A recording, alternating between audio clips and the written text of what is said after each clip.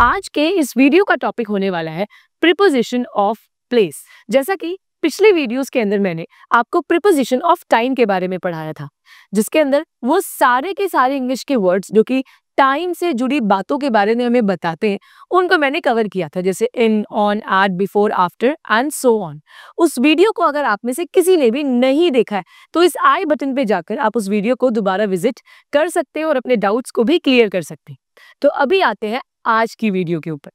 आज के इस वीडियो में मैं आपको प्रीपोजिशन ऑफ प्लेस के बारे में बताऊंगी, यानी कि वो सारे के सारे वर्ड्स जो कि हम जगहों के बारे में बताने के लिए यूज करते हैं, जैसे आपने अक्सर सुने ही होंगे इन, ऑन, एट। इसके अलावा आपने सुना होगा between, among, beside, behind, next to, adjacent to और बहुत सारे ऐसे वर्ड्स। तो आज इस वीडियो के अंदर मैं इन सारे के सारे वर्ड्स के यूजेस विद एग्जांपल आपको क्लियर करूं। तो पहला प्रीपोजिशन ऑफ प्लेस है इन। इन बहुत इंपॉर्टेंट और रेगुलर डेज में काफी यूज होने वाला प्रीपोजिशन होता है। इसका यूज करते हैं जब भी हम बात करते हैं किसी भी चीज या किसी भी इंसान का एक बाउंड्री के अंदर होना या फिर किसी भी एक सरफेस के अंदर मौजूद होना या अवेलेबल होना।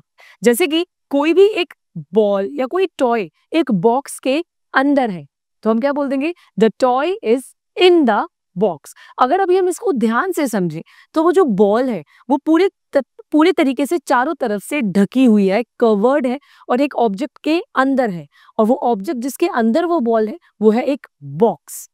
इसी तरीके से जैसे कि मैं एक कमरे में अभी मौजूद हूं तो I am in the room. यहां पर मैं भी इस कमरे की दीवारों से कवर्ड हूं और इसके अंदर अवेलेबल हूं, तो मैंने बोला I am in the room. इसी तरीके से हम इसका यूज सिटीज या प्लेसेस के लिए भी करते हैं, यानी कि जब आप किसी सिटी के अंदर अवेलेबल हो, क्योंकि वो सिटी भी बाउंड्रीज से पूरी की पूरी कवर्ड है। जैसे कि मैं बोलती हूँ आई लिव इन दिल्ली, तो दिल्ली भी कवर्ड है बाउंड्रीज से, तो दिल्ली के लिए भी हम इन का यूज करेंगे। इसी के साथ साथ कंट्रीज के लिए, स्टेट्स के लिए, सिटीज के लिए, टाउन्स के लिए हम इन का ही यूज करते हैं। जैसे कि मैं आपको कुछ एग्जाम्पल्स बताती हूँ। My mother is sitting in the living room, I am living in Delhi, you are working in the office. यानी कि अभी सेंटेंस में इन द ऑफिस का मतलब है आप ऑफिस की बिल्डिंग के अंदर मौजूद हो, यानी कि आप ऑफिस की बिल्डिंग से कवर्ड हो चारों तरफ। My phone is in my pocket, your notebook is in my bag. अब इन सारे सेंटेंसेस के अंदर भी अगर आपने ध्यान दिया, जिस चीज की हमने बात की वो कवर्ड है किसी ना किसी एक आउटर सरफेस से, इसीलिए हमने यहाँ पर इन का यूज किया है। सेकेंड प्रीपोजिशन ऑफ प्लेस वो है ऑन, ON, ऑन। ये भी बहुत यूज होने वाला एक प्रीपोजिशन है और इसका यूज किया जाता है किसी भी सरफेस के ऊपर रखी किसी चीज का। जब भी कोई चीज एक सरफेस के ऊपर उसके सरफेस से टच होके रखी होती है तब हम वहां पर ऑन का यूज करते हैं। जैसे कि मैं बोलती हूँ my phone is on the table, अब यानी कि मेरा फोन टेबल के ऊपर रखा गया है। इसी तरीके से my laptop is kept on the study table, या फिर जैसे मैं बोलती हूँ माई टॉयज आर ऑन द अलमीरा, यानी कि मेरे जो टॉयज है वो अलमीरा के ऊपर रखे हुए, यानी कि अलमीरा से टच करके वो चीज उसके ऊपर रखी गई है। The water bottle is on the shelf, यानी कि शेल्फ के ऊपर जो है वो पानी की बोतल रखी गई है। My brother is standing on the terrace, यानी कि टेरेस के ऊपर मेरा भाई खड़ा है, यानी कि मेरा भाई और टेरेस आपस में अटैच्ड है, जुड़े हुए हैं, एक दूसरे को टच कर रहे हैं, इसीलिए यहाँ पर हमने ऑन का यूज किया। मैं कहती हूँ कि वेयर इज माई पेन, मेरा पेन कहाँ पर है, तो मेरी फ्रेंड बताती है कि आपका पेन आपकी नोटबुक के ऊपर रखा हुआ है, तो your pen is on your notebook, यानी नोटबुक के ऊपर जो है वो पेन रखा हुआ है टच करके। Third, eight.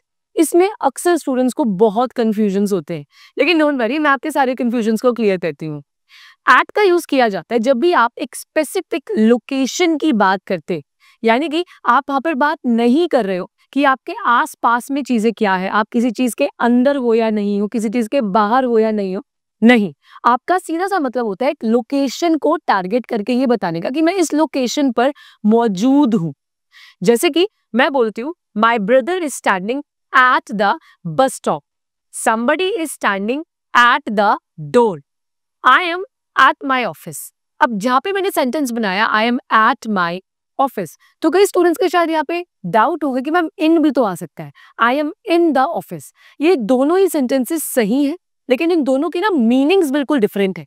अगर मैं बोलती हूँ I M in the office, यहाँ पर मेरा मतलब है कि मैं ऑफिस की जो बिल्डिंग है उसके अंदर मौजूद हूँ। लेकिन अगर मैं कहती हूँ I M at the office, तो यहाँ पर मेरा मतलब ये नहीं कि मैं बिल्डिंग के अंदर हूँ। मेरा कहने का मतलब है कि ये लोकेशन है मेरी, मैं अभी इसी लोकेशन पर मौजूद हूँ। हो सकता है मैं अपने ऑफिस के प्रेमिसेस में हूँ, हो सकता है मैं अपनी बिल्डिंग के बाहर हूँ, या हो सकता है मैं बिल्कुल ऑफिस के गेट पर खड़ी हूँ, लेकिन वहां पर भी मैं एट का यूज करूंगी, क्योंकि यहाँ पर मेरा मतलब लोकेशन बताने से ज्यादा है। यानी कि हम एट का यूज करते हैं जब भी हम एक कोई स्पेसिफिक लोकेशन बताना चाहें। जैसे कि मैं बोलती हूँ I M at the school.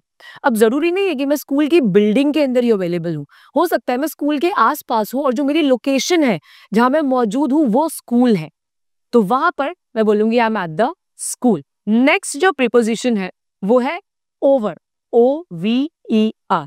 हालांकि ओवर के इंग्लिश में एक से ज्यादा यूजेस होते हैं, लेकिन अभी हम बात करते हैं प्लेस के तौर पे। जब भी आप किसी जगह को डिस्क्राइब करना चाहो ओवर का यूज करके, तो ओवर का सिंपल सा मीनिंग होता है कोई भी चीज किसी दूसरी चीज के ऊपर है। यानी कि जब भी आप किसी चीज के ऊपर होने की बात करते हो तो हम वहां पर ओवर का यूज करते हैं। लेकिन इसमें भी कुछ एक्सेप्शंस और कुछ डीप डेफिनेशंस हैं जो आपके लिए समझना जरूरी है। तो ओवर का यूज किया जाता है कोई भी चीज ऊपर तो मौजूद है, लेकिन इसके जरिए आप ये कहना चाहते हो कि जो ऊपर चीज मौजूद है वो नीचे वाली चीज को पूरा कवर किए हुए है। यानी कि वो जो नीचे चीज मौजूद है उसको एक पूरे तरीके से, एक बड़े तरीके से कवर किए हुए है। जैसे कि मैं बोलती हूँ I am wearing a coat over a sweatshirt, यानी कि मैंने ये कोट एक स्वेटशर्ट के ऊपर पहना हुआ है, यानी कि मेरे कोट ने स्वेटशर्ट को पूरा कवर किया हुआ है। जैसे कि मैं बोलती हूँ the plane is flying over the city, यानी कि यहाँ पर जो प्लेन है वो सिटी को कवर करते हुए ऊपर से उड़कर जा रहा है। जैसे मैंने बोला the blanket is kept over the chair, यानी कि चेयर के ऊपर जो है वो ब्लैंकेट रखा हुआ है, पड़ा हुआ है। यानी कि वो जो ब्लैंकेट है उसने चेयर को पूरे तरीके से कवर किया हुआ है। जब भी आप ओवर वर्ड सुने तो आपको ध्यान आना चाहिए कि जो चीज उसके नीचे है उसको उसने पूरा कवर किया हुआ है। The cover is over the car, यानी कि जो कवर है वो कार के ऊपर है, वहीं अब उस कवर ने उस पूरी कार को कवर किया हुआ है, मतलब पूरा ढका हुआ है, इसलिए वहां पे हमने ओवर का यूज किया। सो इसी तरीके से हम ओवर का यूज करते हैं। अब ऐसे ही एक और प्रीपोजिशन है जिसका मतलब भी होता तो ऊपर ही है, लेकिन इसमें भी कुछ डिफरेंशिएशंस होते हैं, जैसे कि अबव। आपने अबव वर्ड सुना होगा, ये भी एक प्रीपोजिशन है और इसका मतलब होता है अगेन कोई भी चीज किसी दूसरी चीज के ऊपर है, लेकिन इसके अंदर हम वर्टिकल हाइट की बात करते हैं कि ऊपर की तरफ लंबाई में वो ऊपर की तरफ कितना ऊपर है, या कोई चीज वर्टिकल हाइट में किसी दूसरी चीज के ऊपर मौजूद है, वहां पर हम अबव का यूज करते हैं। जैसे आपने सुना होगा जब भी किसी लिस्ट में किसी का नाम लिखा होता है तो जब हम कंपेयर करते हैं कि इसका नाम इसके नाम से ऊपर है तो भी हम अबव का यूज करते हैं। जैसे कि my brother's name is above my name in the list of toppers. यहाँ पे बात की गई कि मेरे भाई का नाम मेरे नाम के ऊपर की तरफ है, ऊपर है। अगेन यहाँ पे वर्टिकल यानी कि लंबाई में ऊपर की तरफ होने की बात की है। इसी तरीके से जैसे मैं बोलती हूँ कि एक फोटो फ्रेम है वो फायर प्लेस के ऊपर की तरफ हैंग है, तो मैंने बोला the frame is hanged above the fire place. अब यहाँ पे मैंने कहीं पे बात नहीं करी कि उसने कुछ कवर किया हुआ है। यहाँ पे मैंने बात करी ऊपर की तरफ एक लोकेशन की, कि ऊपर एक लोकेशन पे एक फ्रेम है जो हैंग्ड है, टंगा हुआ है ऊपर। जैसे कि मैं बोलती हूँ my floor is above my parents floor, यानी मेरा जो फ्लोर है, जिस फ्लोर पे मैं रहती हूँ, वो मेरे पेरेंट्स के फ्लोर से ऊपर की तरफ है।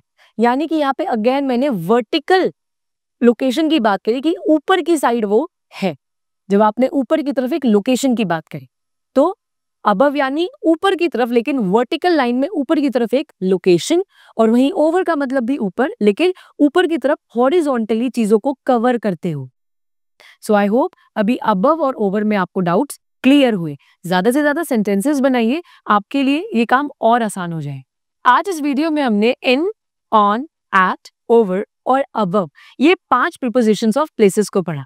अभी आपकी प्रैक्टिस के लिए हमने नीचे कमेंट बॉक्स के अंदर इन 5 प्रीपोजिशंस के कुछ सेंटेंसेस मेंशन करी और मैं चाहती हूँ कि आप सब उन सेंटेंसेस को एक बार रीड करें, उनको प्रैक्टिस करें और इन 5 के 5 प्रीपोजिशंस में डिफरेंशिएट करने की कोशिश करें, क्योंकि अक्सर प्रॉब्लम हमें सिमिलैरिटीज में ही आती है। हमें लगता है कि ये तो सेम है, ये तो अलग है, इनमें क्या सिमिलैरिटी है। तो इसी चीज को इसी चीज को समझने के लिए हमने आपके लिए नीचे कमेंट बॉक्स के अंदर कुछ सेंटेंसेस डाले हैं, उन्हें जाकर रीड जरूर कीजिएगा। और अभी हम आपको मिलेंगे नेक्स्ट प्रीपोजिशन की वीडियो के अंदर, जिसके अंदर मैं आगे और प्रीपोजिशंस ऑफ प्लेसेस को पढ़ाऊंगी। तो अगर आप बाकी पुरानी वीडियोस देखना चाहते हैं तो आप ऊपर दिए गए लिंक पर विजिट करके प्रीपोजिशन ऑफ टाइम के वीडियोस देख सकते हैं और आने वाली वीडियोस देखने के लिए हमारे साथ जुड़े रहें बर इंग्लिश अकेडमी के पेज पर। Thank you so much.